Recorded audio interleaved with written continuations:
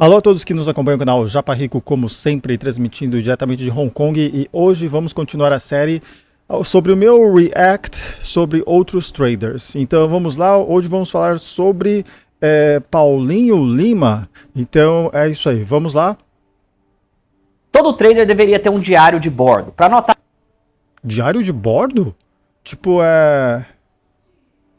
virou avião? O que é isso? Vamos ver. As suas operações, mas muitas vezes vocês aprendem isso do jeito errado, para prestar atenção em qual foi o setup que originou aquela operação. Eu quero te ensinar uma maneira diferente hoje de fazer o seu diário de trades, focando no que realmente importa, o que realmente vai transformar os seus resultados, que é a sua média de lucro versus a sua média de prejuízo. Eu vou te mostrar na tela desse iPad como eu organizo meus trades para prestar atenção no indicador mais importante que um trader deveria usar, e muitas vezes as pessoas não usam, para evitar aquele ciclo de ganha pouquinho, perde tudo num dia. É importante você entender isso através dos seus próprios números, das suas métricas. Eu vou te mostrar hoje como que você faz e como que você potencializa isso. Você tá um cara com perfil lucrativo ou se tá um alerta ligado para um cara que tem um potencial poder destrutivo ali. Através desse diário de bordo, feito da maneira certa, você consegue perceber isso através das médias. Fechou? Bom, então vamos lá. Ele falou aí sobre isso aí de diário de bordo, agora eu consegui entender. Na verdade, o que ele quer explicar é um trading journal, né? Não sei, no Brasil se fala isso aí, para mim isso aí de bordo aí é coisa de avião, mas enfim, a nomenclatura certa, o termo certo que usamos no mercado financeiro é trading journal, e tanto é verdade que vocês podem ver, existem alguns sites que eles automatizam, né? Eles meio que tem vários tools, várias ferramentas que ajudam você a elaborar, a fazer o seu trading journal.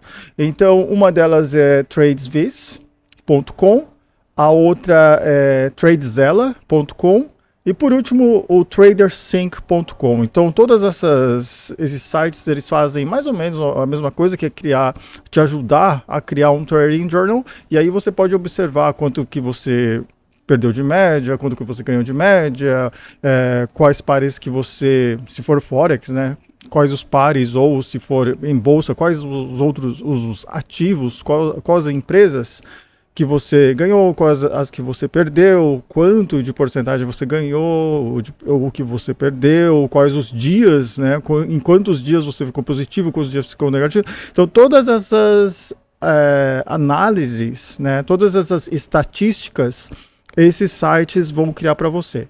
Então já existem esses sites, não sei como que ele vai ensinar, mas já existem esses sites que te ajudam a fazer automaticamente. Então vamos continuar aqui. Agora eu vou te mostrar como que você faz o seu diário de trade, como que você preenche ele e como que você analisa os dados. Primeiro da forma errada e depois eu vou te mostrar um outro feito da forma certa, tá bom? Isso aqui está bem simples, né? Ele simplificou extremamente, né? Porque se você pegar um trading journal, não tem somente essas coisas, né? Não estou vendo nem o nome dos produtos financeiros, então, do ativo ou do par de moeda.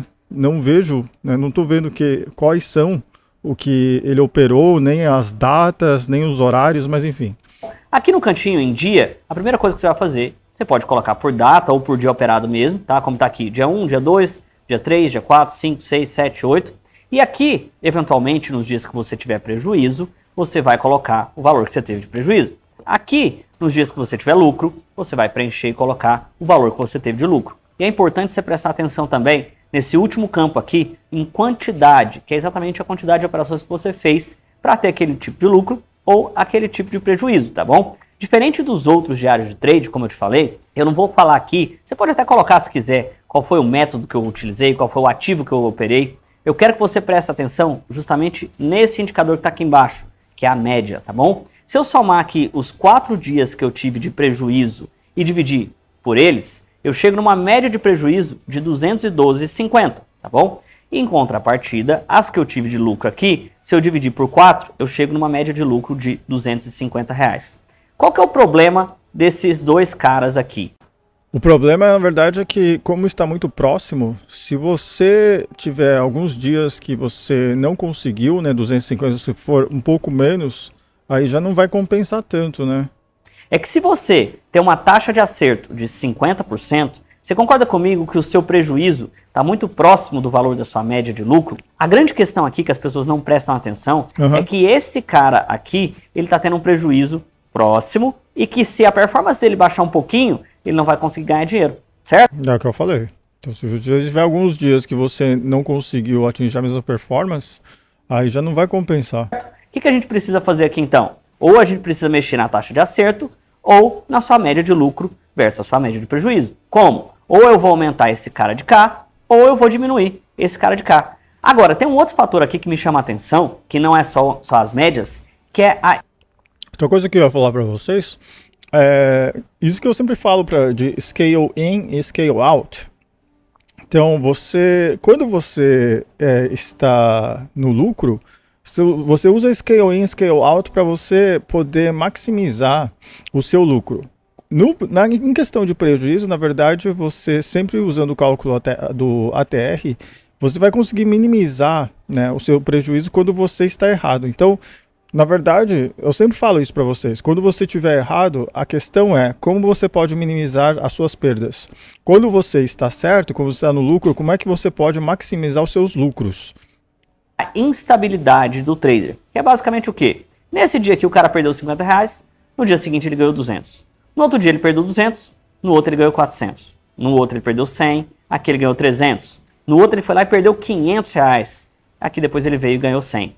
E provavelmente isso aqui, 500, aí já... provavelmente isso aqui, essa pessoa não tem gestão de risco, né? Não está sabendo fazer a gestão de risco.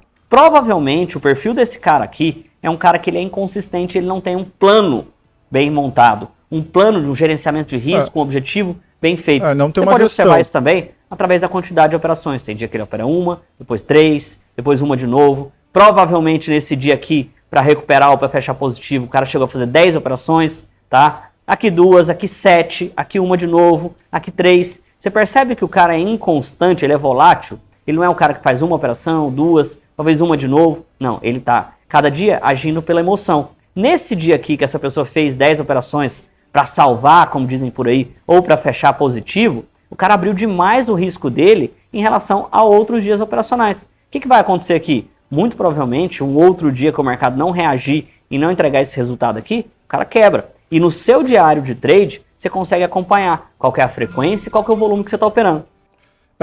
Concordo e discordo, na verdade, né? Porque se você pensar, na verdade, existem dias, né? Isso aí sobre a quantidade, eu vou ter que discordar, porque existem dias quando o mercado não se move. Várias vezes, vocês que me acompanham aqui, a gente faz operações de swing trading, e tem vários dias que o mercado não se move. Então não teria o porquê de abrir posições nesses dias. E tem outros dias que o mercado se move, tem vezes que a gente abre 4 ou até 6 posições porque o mercado se moveu.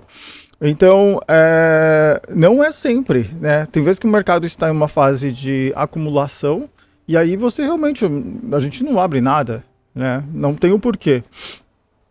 Mas enfim, quando há oportunidades e nós operamos, quando não há oportunidades, nós esperamos. Então, é muito importante você também saber esperar no mercado financeiro. Essa é a mensagem que eu sempre passo para vocês. E que mais? Quer ver? Eu separei um outro exemplo aqui, que ele é mais sistêmico, obviamente não vai acontecer desse jeito, mas seria o plano perfeito, aquilo que você poderia fazer de melhor. Mas nós somos seres humanos e a gente vai conseguir equilibrar isso certinho assim. Mas o máximo que você conseguir chegar de um diário parecido com esse aqui, no caminho certo você tá bom? Então agora a grande questão aqui é o seguinte. É utopia, mas entendi o que ele quer dizer. Percebe que no dia 1, 2, 3, esse cara tem um prejuízo de 100 e lucro de 200. Prejuízo de 100, lucro de 200. Prejuízo de 100, lucro de 200. O que significa pra gente então? Que a sua média de prejuízo está em R$100. E a sua média de lucro está em R$200. E a quantidade das suas operações? Elas se mantêm estáveis. O cara vem cá, entra, faz um trade e sai. Se ele toma prejuízo, ele... Isso aqui que, de novo, novamente discordo, porque isso aí de querer fazer a mesma quantidade todos os dias não vai ter. O mercado não vai te proporcionar né, constantemente. O mercado não é constante por si, né? O mercado é variável. Então não adianta você querer forçar, falar, tá, todos os dias vou fazer X operações. Não é assim que funciona. Então isso aqui eu vou ter que discordar dele.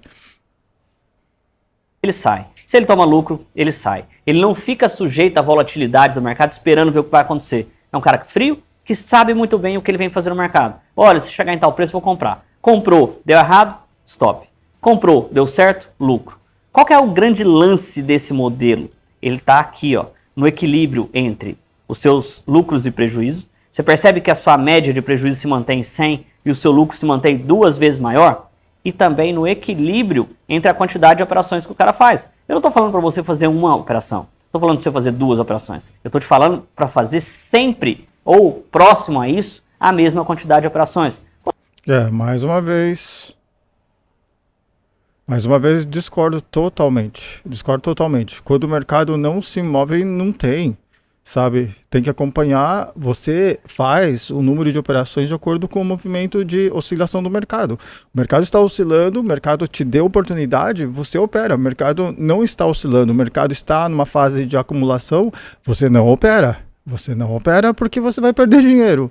Tá, isso aí, nossa, discordo totalmente, totalmente. Poderia ser aqui 4, aqui 5, aqui 6, aqui 4 de novo, aqui 5. As suas operações ficariam em uma média estável e não volátil, uma loucura, como a maior parte das pessoas fazem, que está aqui. O cara faz uma, depois 3, depois 10, depois uma de novo, tá bom? E oscila junto a quantidade de operações e a quantidade de lucro e prejuízo. A ideia, o objetivo final aqui, sabe qual que é? Não é fechar um dia ganhando dinheiro, não é fechar 2 dias ganhando dinheiro. O grande pulo do gato disso tudo é fazer com que você trabalhe nos seus trades para abaixar o máximo que você puder a sua média de prejuízo e aumentar o máximo que você puder a sua média de lucro. Tá, isso aqui é o que eu sempre falo para vocês, na verdade, né? Eu sempre falo isso aí, que expliquei agora, alguns minutos atrás, eu falei, é você minimizar suas perdas e você maximizar os seus lucros. Isso aqui eu concordo com o que ele falou, porque é a mensagem que eu sempre passo para vocês aqui no canal.